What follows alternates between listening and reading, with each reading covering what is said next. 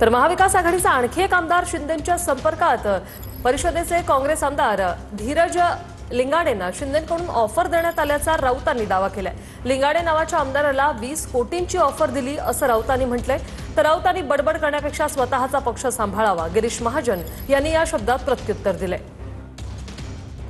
लिंगाडे नावाच्या आमदाराला 20 कोटींची ऑफर दिल्याचा मोठा दावा संजय राऊत यांनी केलेला आहे। तर त्यावर महाजन यांनीही प्रत्युत्तर दिलेलं आहे।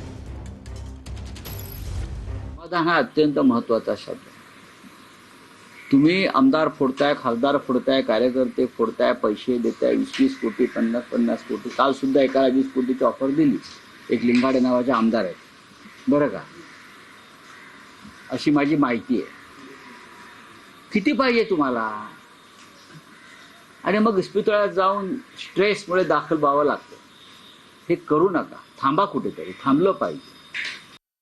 त्यांना ते सगळ्यांना कोणाला 50 खोके सांगतात, कोणाला 100 खोके सांगतात, खासदारांना कोणाला 20 खोके, त्यांच्या मनातील ते आकडे सांगत असतात। आता ते मी त्यांना सांगतो की बाबा तुम्ही तुमचे लोक सांभाळायची बडबड करण्यापेक्षा ते त्यांना सांभाळत नाही आणि उगाच दुसरा काय म्हणतो, हा काय म्हणतो, तो काय म्हणतो, तो काय म्हणतो, जायला लागलं की म्हणतात जा, आम्हाला गरज नाही, आमची दारं उघडी आहेत। मला वाटतं यामुळे तो टिकणार आहे का हा पक्ष?